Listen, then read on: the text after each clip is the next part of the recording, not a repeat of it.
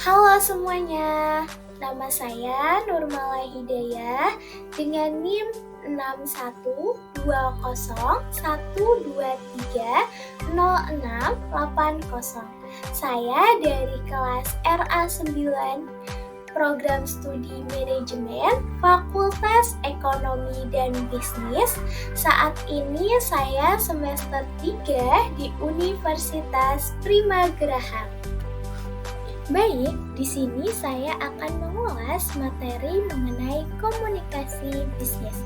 Komunikasi bisnis memiliki peranan yang krusial dalam dunia usaha, terutama di era globalisasi dan digitalisasi yang semakin berkembang pesat.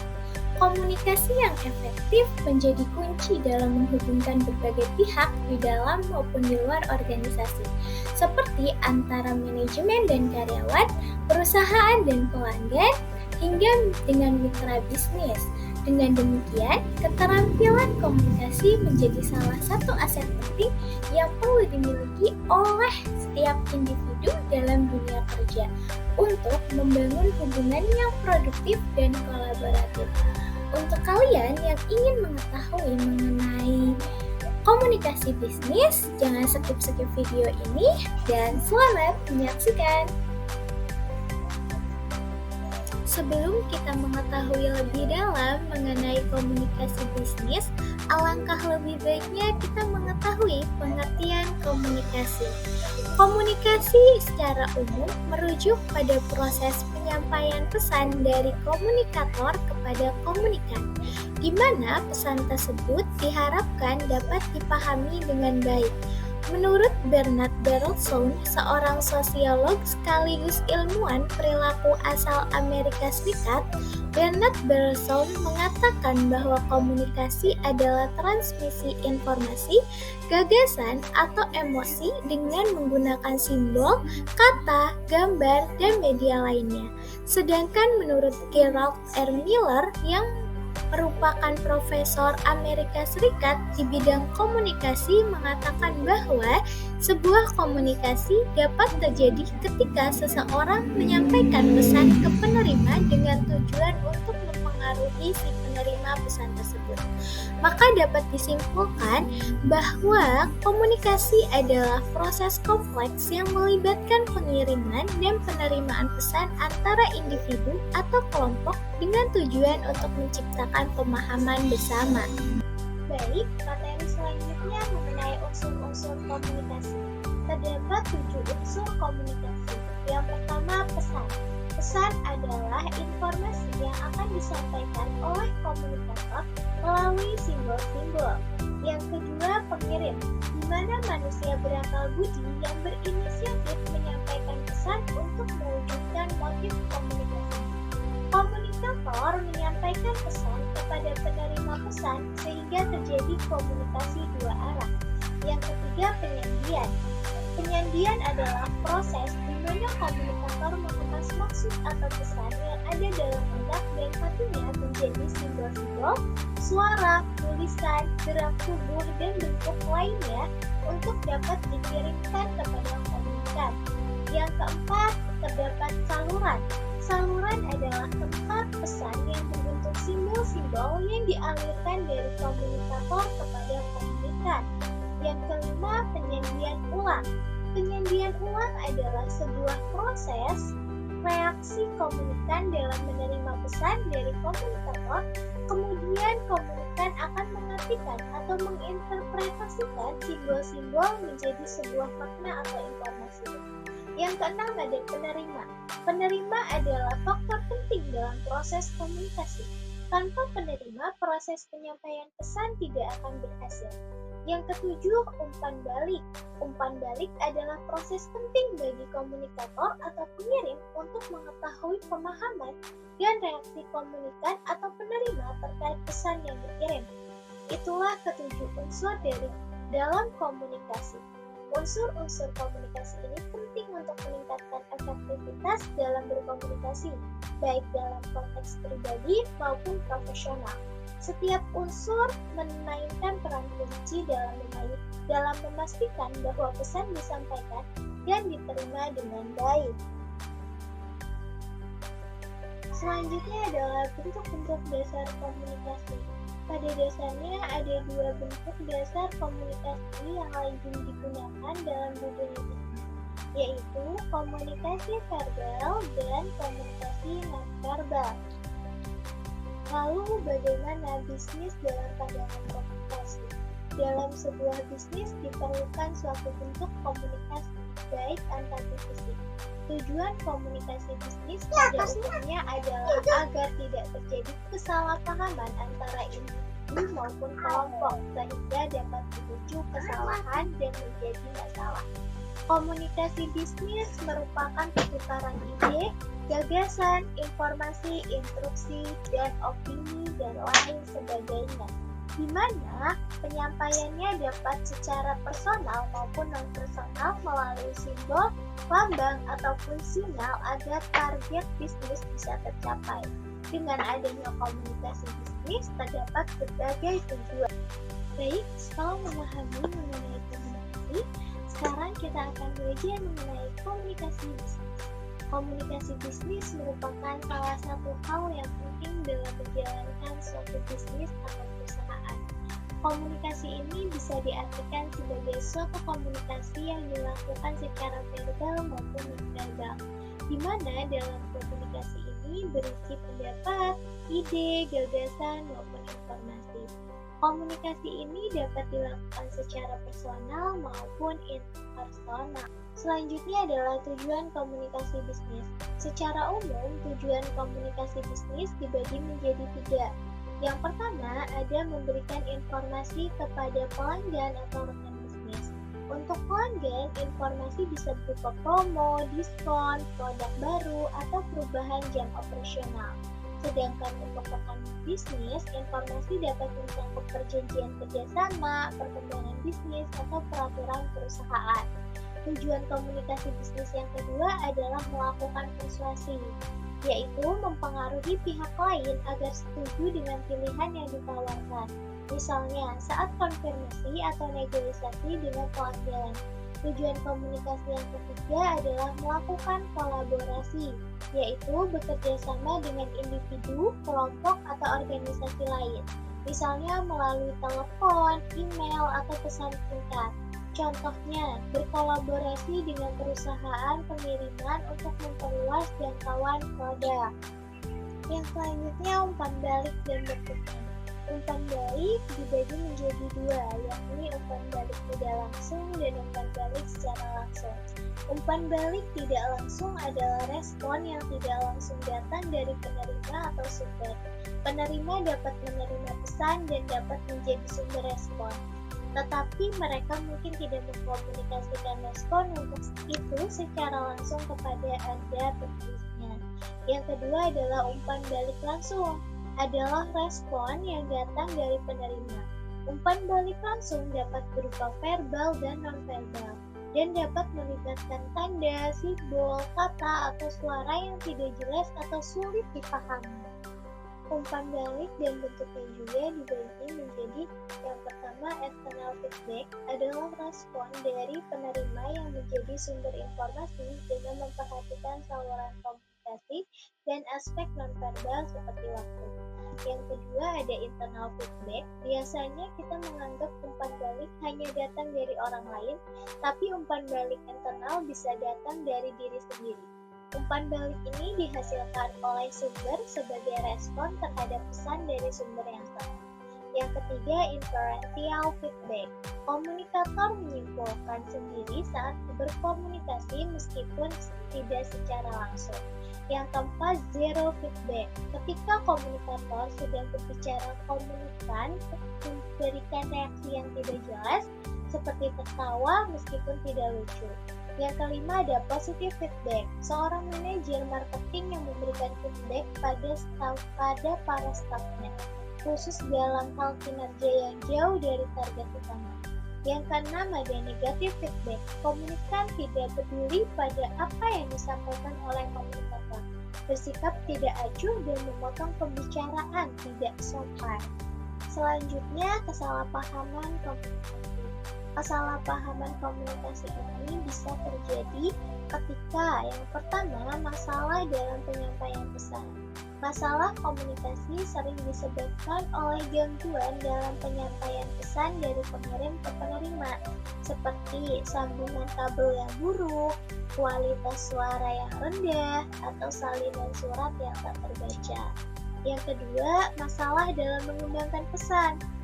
Sumber masalah dalam mengembangkan pesan mencakup keraguan tentang isi pesan, ketidakbiasaan dengan situasi atau audiens, pertentangan emosional, dan kesulitan mengekspresikan ide. Yang ketiga, masalah dalam menerima pesan. Gangguan dalam menerima pesan dapat disebabkan oleh persaingan antara penglihatan dan suara, kursi yang tidak nyaman, pencahayaan yang buruk, dan faktor lain yang mengganggu konsentrasi. Yang keempat, masalah dalam menafsirkan pesan. Masalah utama terletak pada penafsiran pesan oleh penerima, di mana perbedaan latar belakang, pembendaharaan bahasa, dan emosi dapat menyebabkan kesalahpahaman antara pengirim dan penerima. Lalu bagaimana memperbaiki komunikasi dalam organisasi? Nah, hal-hal yang harus dilakukan untuk memperbaiki komunikasi, yang pertama persepsi. Seorang komunikator yang cerdas harus dapat memprediksi apakah pesan-pesan yang disampaikannya dapat diterima oleh komunikan sesuai dengan sudut pandang komunikan. Yang kedua, pengendalian. Dalam komunikasi, audiens akan memberikan suatu reaksi atau tanggapan terhadap pesan yang disampaikan. Reaksi mereka dapat membuat komunikator tertawa, menangis, bertindak, mengubah pikiran, atau lemah lembut. Yang ketiga, kredibilitas. Komunikator perlu memiliki suatu keyakinan dan optimis yang tinggi bahwa audiensnya adalah orang-orang yang dapat dipercaya. Yang keempat, ketepatan. Secara umum, audiens mempunyai suatu kerangka berpikir yang jelas. Perlu adanya ekspresi agar komunikasi yang dilakukan tepat sasaran. Yang kelima, keharmonisan. Komunikator yang baik tentu akan selalu dapat menjaga hubungan persahabatan yang baik dengan audiens, sehingga komunikasi dapat berjalan lancar dan mencapai tujuan. Nah, materi selanjutnya adalah komunikasi organisasi.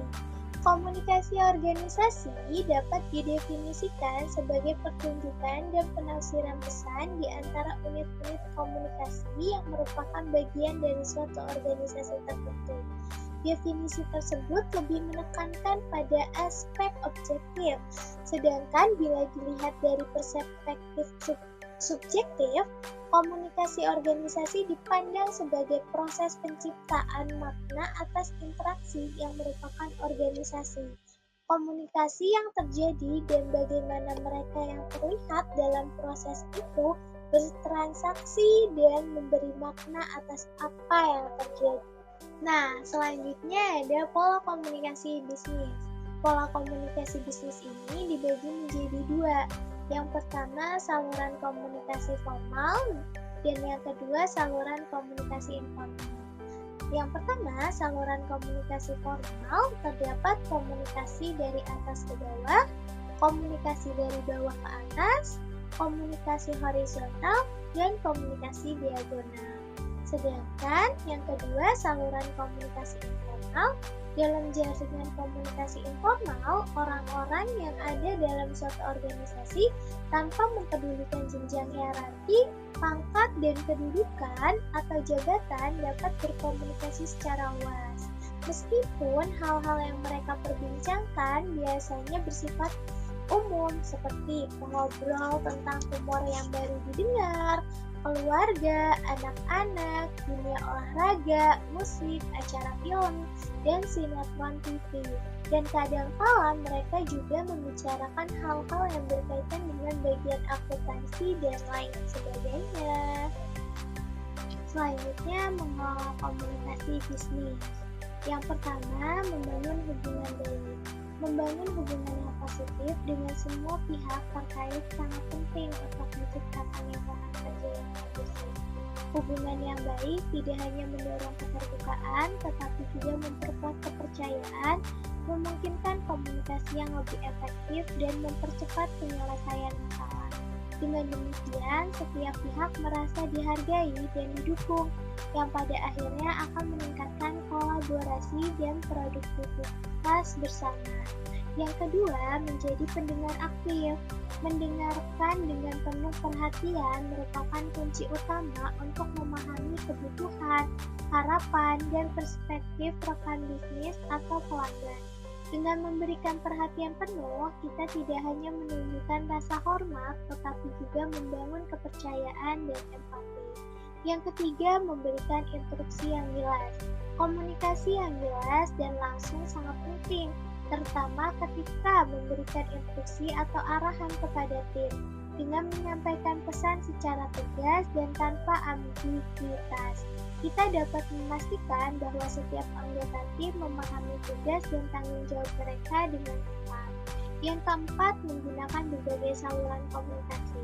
Memanfaatkan berbagai saluran komunikasi seperti email, rapat, tatap muka, platform digital, atau media sosial memungkinkan kita untuk menjangkau audiens yang lebih luas dan beragam. Dengan menggunakan beragam saluran ini, kita dapat menyesuaikan pesan agar sesuai dengan preferensi dan kebutuhan audiens, sehingga meningkatkan peluang pesan diterima dan dipahami dengan baik. Selanjutnya, masalah komunikasi dalam bisnis. Yang pertama, kurangnya kejelasan pesan. Pesan yang tidak jelas dapat menimbulkan kebingungan di antara karyawan dan pemangku kepentingan, menghambat alur kerja, dan berpotensi menyebabkan kesalahan dalam pelaksanaan tugas. Yang kedua, kesalahan dalam saluran komunikasi. Memanfaatkan berbagai saluran komunikasi seperti email, rapat tatap muka, platform digital, atau media sosial memungkinkan kita untuk menjangkau audiens yang lebih luas dan beragam. Dengan menggunakan beragam saluran ini, kita dapat menyesuaikan pesan agar sesuai dengan preferensi dan kebutuhan audiens, sehingga meningkatkan peluang pesan diterima dan dipahami dengan baik. Yang ketiga, kurangnya umpan balik. Tanpa adanya umpan balik yang efektif, sulit bagi pengirim untuk memastikan apakah pesan telah diterima dan dipahami dengan benar. Yang keempat, hambatan budaya dan bahasa. Dalam perusahaan multinasional, perbedaan budaya dan bahasa menambah lapisan kompleksitas dalam komunikasi antar tim. Perbedaan nilai, cara pandang, serta gaya komunikasi dari berbagai latar belakang budaya dapat menyebabkan pesan diinterpretasikan dengan cara yang berbeda, meningkatkan risiko misinterpretasi. Yang kelima, komunikasi internal yang buruk. Komunikasi yang tidak efisien antara departemen atau tim dalam perusahaan dapat menyebabkan kurangnya koordinasi dan menghambat upaya kolaboratif yang pada akhirnya berdampak negatif terhadap produktivitas keseluruhan. Nah, pemahaman yang selanjutnya mengenai jenis-jenis komunikasi. Jenis-jenis komunikasi itu dibagi menjadi 5. Yang pertama, berdasarkan penyampaian. Yang kedua, berdasarkan kelangsungannya. Yang ketiga, berdasarkan perilaku. Yang keempat, berdasarkan ruang lingkup. Dan yang kelima, berdasarkan maksud tujuan. Mari kita bahas mengenai komunikasi berdasarkan penyampaian. Nah, komunikasi berdasarkan penyampaian ini dibagi menjadi 2. Yang pertama, komunikasi verbal atau lisan. Komunikasi verbal atau lisan ini dapat terjadi secara langsung serta tidak dibatasi oleh jarak, di mana kedua belah pihak dapat bertatap muka. Contohnya dialog 2 orang secara langsung. Dan dapat terjadi juga secara tidak langsung akibat dibatasi oleh jarak. Contohnya komunikasi lewat telepon. Yang kedua, ada komunikasi nonverbal atau tertulis. Biasanya berbentuk naskah yang biasanya digunakan untuk menyampaikan kabar yang bersifat kompleks. atau berupa gambar dan foto akibat tidak bisa dilukiskan dengan kata-kata ataupun kalimat. Selanjutnya, komunikasi berdasarkan perilaku. Komunikasi berdasarkan perilaku ini dibagi menjadi 3. Yang pertama, komunikasi formal, yaitu komunikasi yang terjadi di antara organisasi atau perusahaan yang tata caranya sudah diatur dalam struktur organisasi. Contohnya seminar. Yang kedua, komunikasi informal, yaitu komunikasi yang terjadi pada sebuah organisasi atau perusahaan yang tidak ditentukan dalam struktur organisasi serta tidak mendapat kesaktian resmi. Contohnya kabar burung, desas-desus, dan sebagainya. Yang ketiga, komunikasi non-formal, yaitu komunikasi yang berhubungan dengan pelaksanaan tugas, pekerjaan organisasi atau perusahaan dengan kegiatan yang bersifat pribadi anggota organisasi atau perusahaan tersebut. Contohnya rapat mengenai ulang tahun perusahaan. Selanjutnya adalah komunikasi berdasarkan kelangsungannya dibagi menjadi 2. Yang pertama, komunikasi langsung, yaitu proses komunikasi dilakukan secara langsung tanpa bantuan perantara orang ketiga ataupun media komunikasi yang ada dan tidak dibatasi oleh adanya jarak. Contohnya percakapan tatap muka di mana 2 orang berbincang secara langsung di kafe atau ruang kerja. Yang kedua, komunikasi tidak langsung, yaitu proses komunikasinya dilaksanakan dengan bantuan pihak ketiga atau bantuan alat-alat media komunikasi. Contohnya, berbicara melalui telepon dari seseorang yang tidak berada di lokasi yang sama. Yang selanjutnya, komunikasi berdasarkan maksud tujuan dibagi menjadi 6. Yang pertama, pidato. Pidato adalah bentuk komunikasi yang dilakukan di depan audiens dengan tujuan menyampaikan informasi, ide, atau pendapat secara terstruktur. Yang kedua, ceramah. Ceramah bersifat edukatif yang biasanya disampaikan oleh seorang ahli atau pengajar kepada audiens. Yang ketiga, wawancara. Wawancara adalah proses komunikasi yang melibatkan 2 pihak, yaitu pewawancara dan narasumber. Yang keempat ada diskusi. Diskusi adalah bentuk komunikasi yang melibatkan pertukaran ide dan pendapat antara 2 orang atau lebih. Yang kelima ada negosiasi. Negosiasi adalah proses komunikasi yang dilakukan untuk mencapai kesepakatan antara 2 pihak atau lebih dengan tujuan untuk menemukan titik temu yang saling menguntungkan bagi semua pihak yang terlibat. Yang keenam, memberikan tugas adalah komunikasi yang bertujuan untuk mengarahkan tindakan, menetapkan tanggung jawab, atau mencapai hasil tertentu dalam konteks organisasi atau kelompok. Yang selanjutnya adalah komunikasi berdasarkan ruang lingkup dibagi menjadi 2, yakni komunikasi internal dan komunikasi eksternal. Yang pertama, komunikasi internal adalah komunikasi yang terjadi di dalam suatu organisasi atau perusahaan, melibatkan anggota-anggota yang berada dalam lingkup tersebut. Nah, komunikasi internal ini dapat dibedakan menjadi 3 macam, yaitu komunikasi vertikal, komunikasi horizontal, dan komunikasi diagonal. Yang kedua, komunikasi eksternal adalah komunikasi yang terjadi antara organisasi atau perusahaan dengan pihak masyarakat yang ada di luar organisasi atau perusahaan tersebut. Beberapa bentuk komunikasi eksternal meliputi promosi, pameran, atau corporate social responsibility atau CSR. Selanjutnya adalah kelebihan komunikasi bisnis yang efektif.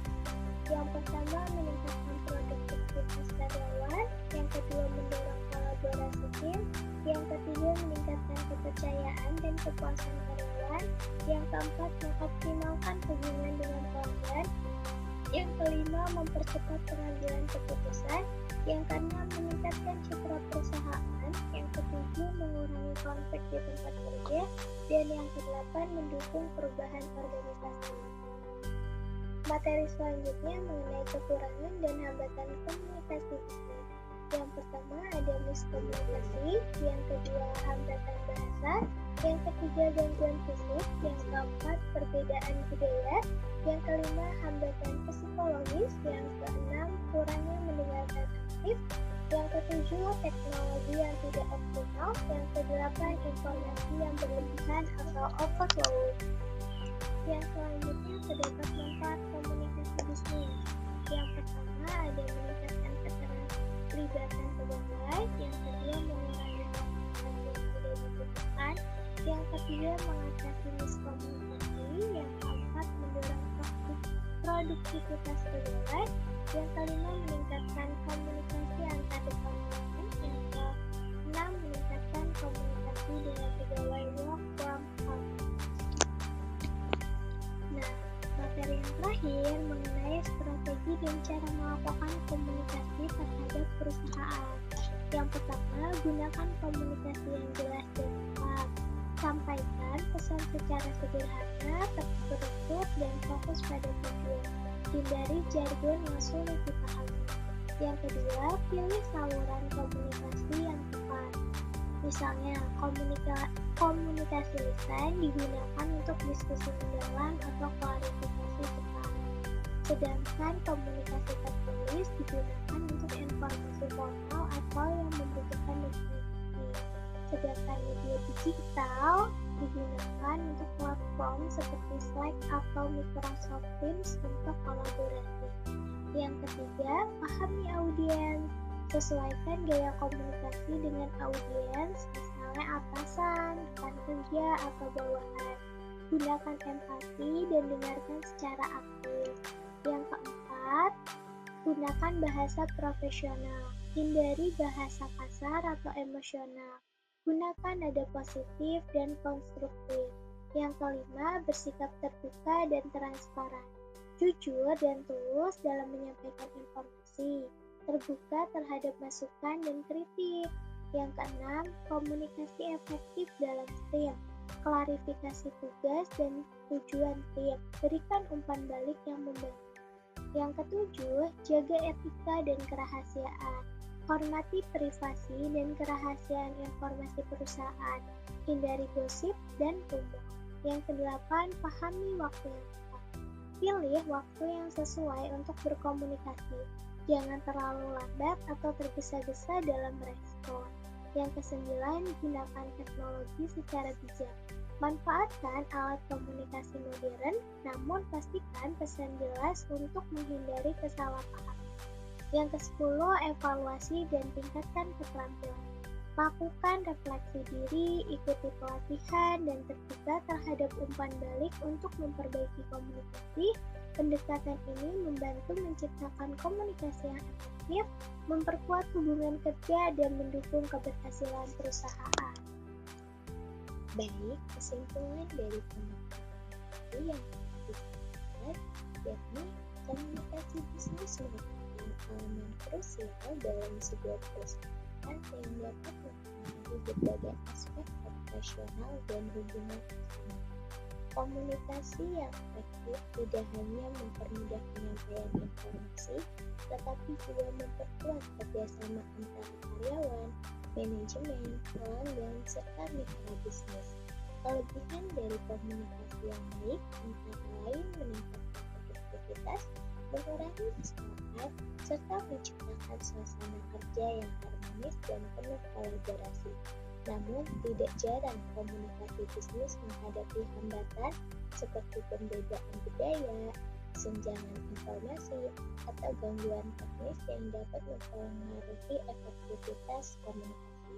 Oleh karena itu, penting bagi perusahaan untuk memahami tantangan ini dan melakukan upaya untuk mengatasi hambatan-hambatan tersebut. Baik, sekian pemaparan saya.